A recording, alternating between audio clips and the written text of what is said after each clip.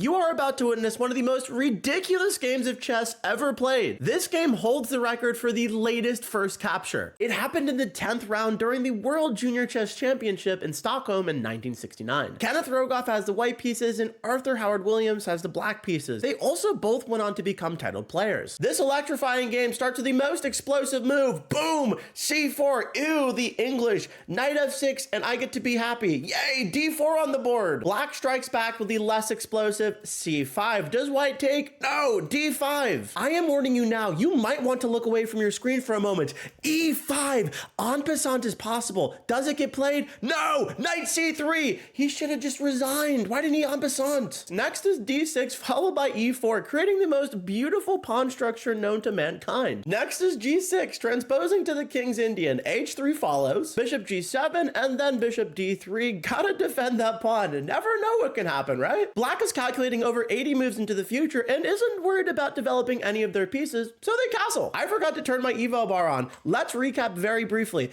As you can see, this whole entire time, white has been slightly winning. Anyways, white continues to win and be more gooder with the solid developing move, Knight G to E2. Black now plays the disgusting Knight A6. Ugh, why is that even excellent? Knights in the room are dim. What the heck? The game now continues with the exhilarating Bishop G5 pitting the knight. I wonder if this knight's ever gonna get taken. And now the master plan is revealed behind the disgusting move, Knight A6. The knight hops to B4, the luxury mansion vacation square, hitting the bishop, hitting the pawn, and hitting the queen and the king. Whoa, calm down, I'm joking. I know the knight's not hitting the queen or the king. The main target is this bishop. So what does white do? Bishop E1. Black is now truly upset that white moved the bishop, so they go back to A6. Next, white says, I need to move my queen exactly one square because that bishop is looking juicy and we can grab it. Black responds with the only move that does not allow bishop H6. Rook B8. White panics and says, oh my god, I need to over-defend these pawns. Bishop D3 again. Black answers the incredible bishop D3 by moving their queen exactly one square. White now forgets how to castle and plays rook G1. And ladies and mostly gentlemen, the master plan is revealed yet again.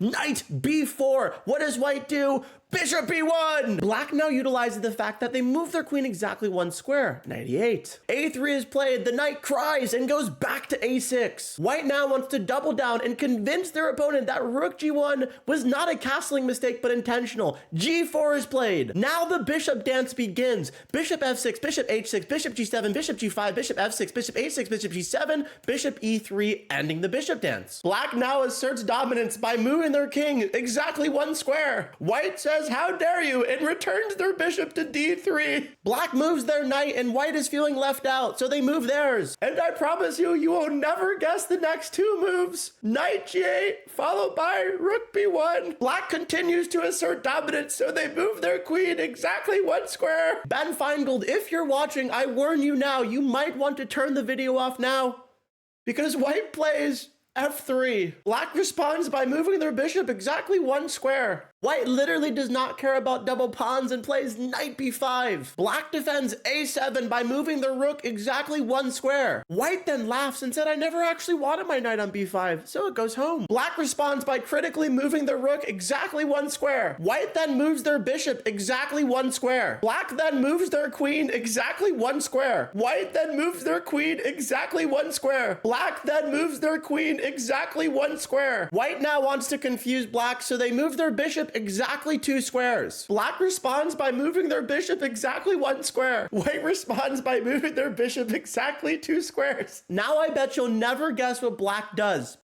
They moved their bishop exactly one square. White now realizes that they should not be moving pieces exactly two squares, so they move their queen exactly one square. The exactly one square onslaught continues with bishop F6. White now plays an astonishing mental blunder by moving their queen exactly two squares. One square, one square, one square, one square. This next move will blow your mind. Black violates all the principles of moving your pieces exactly one square. Knight C7, whoa! White knows how to play theoretical chess, so they respond by moving their queen exactly 1 square, and black smartens up. White continues to display chess mastery by moving their queen exactly 1 square. Black now forgets they're playing chess and thinks they're playing Connect 4. They move their rook 4 squares. What is that move? White continues the brilliant 1 square dominance. Meanwhile, black is just, 1 square, 1 square, 1 square, 1 square, 1 square, 2 squares, no! 1 square, 1 square, 1 square. And can you guess what's about to happen?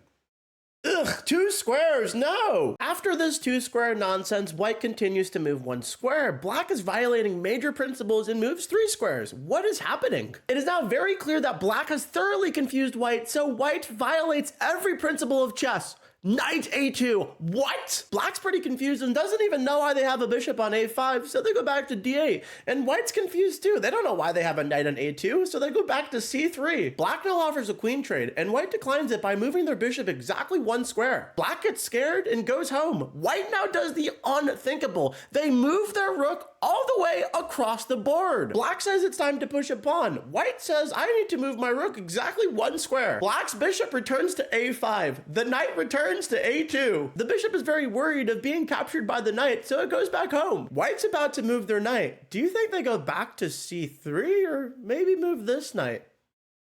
Yup. Knight f5. Black is big brain, so they don't capture and instead move their king exactly 1 square. White's big brain too, so they move their bishop exactly 1 square. Bishop g5 is played, very scary, but luckily, knights move backwards. Black continues the trend of moving knights backwards, so white responds by pushing a pawn. Black continues to violate chess principles by moving the bishop 2 squares. So white does the unthinkable and pushes another pawn. Black is feeling left out, so they push a pawn. 1 square, across the board. 1, 1, 1, 1, 1, 1, 1, 1. Knight a6. 1, 1, 1, 1. Rook e2. 1. And can you guess the next move?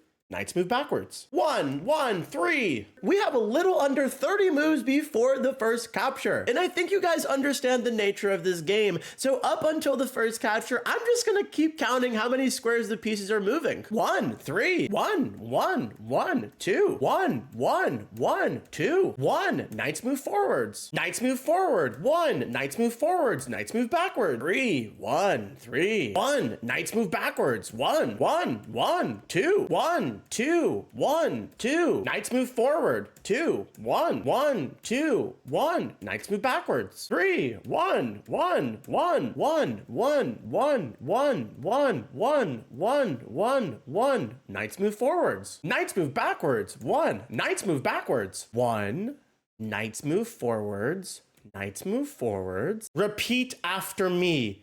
B, C, BC. This is move 94. And if you've been keeping track of the eval bar, you'll know that there has never been a point in this game where white has been losing. Anyways, let's finish up this beautiful game. Knights move backwards, bishops move forwards. Rook takes, rook takes, rook takes, queen takes. Queen c3, knights move backwards. Bishop trade.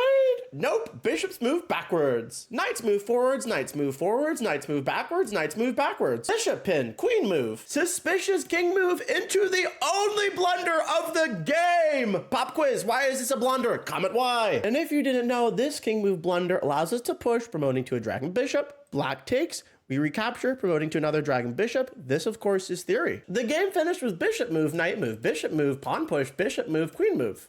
Wait, don't let this eval bar confuse you. I know you see that this says that this is a draw. It only showed you that the eval was a draw because they agreed on a draw. White is totally winning here.